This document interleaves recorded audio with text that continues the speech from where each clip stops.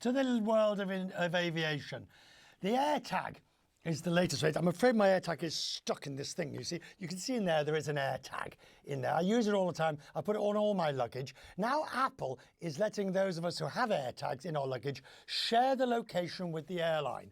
It's a new feature available, 15 carriers. It includes United and Delta. 5% of bags are lost or stolen in 2023. Most of those are recovered in some shape or form. But if you could say to the airline, I know where it is. Here's my AirTag details. Brian Kelly is the points guy. Brian, it's good to talk to you as always, so thank you. I'm grateful. Brian, what do you make of this idea of sharing AirTags with the airline? Well, the AirTag invention has been incredible for travelers, especially 2 summers ago when there was the luggage mayhem going on in Heathrow with thousands of bags.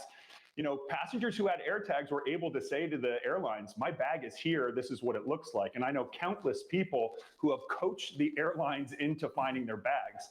This new update from Apple is going to make it so much easier, where you can share with the airline exactly where the bag is, and they can hopefully get it back to you much quicker. Spirit Airlines might go bankrupt. I guess JetBlue will be turning around and saying, told you so. This is exactly what we said was going to happen. Now, to be clear, if it goes into Chapter 11, that doesn't mean it's stopping flying, it just reorganizes. But why? What's gone wrong with Spirit? Spirit, most of the major airlines in America are making tons of money off of their loyalty program, credit card, high-end flyers. And Spirit is not equipped really for any of that. They never invested in loyalty. They just now announced a plan to have premium seating. And frankly, they're just lagging behind their competitors. And fares are cheap, even with the full service carriers. So why would you fly Spirit when you can earn your Delta miles for roughly the same price? If you look at the way travel has come back, we now know that business travel largely, a lot of it's come back. Leisure travel is very strong. The economic environment, what are you seeing in terms of travel? Where people are going, how people are traveling, what the priority is? Yeah, luxury travel still continues to boom. And that's where all the major carriers are making money. United is trying to inch up on Delta for that premium market. We're seeing huge numbers in luxury travel, safaris, a lot of intergenerational family trips. So across the board, cruising, and consumers are feeling pretty confident with the economy not crashing into recession like many people thought. This new Trump administration, at least in the short term, has swelled people's bank accounts and stock market accounts. So I suspect that trend of the upper crust of travelers, those who make the most money for the industry, are going to be spending as much as ever on travel.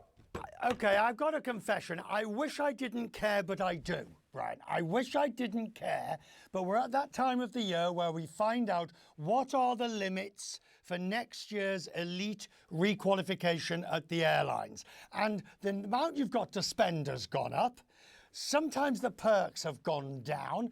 There are more golds and platinums and Uber elites than before. As I say, I wish I didn't care, but I do. Well, you're on the elite status hamster wheel, as I call it. We get stuck in this game of chasing status, but you're exactly right. The airlines have whittled down the perks for those middle and lower tiers.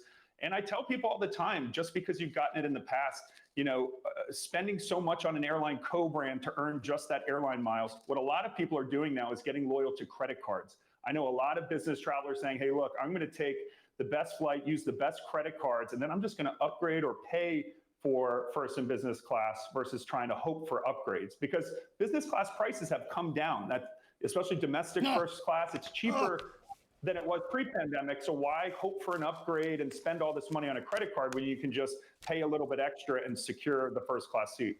Believe me, London is still offensively expensive at the front. I've never known anything like it, and it probably will. Brian, it is good to see you. We'll talk more about it in the future. Thank you. Grateful as always.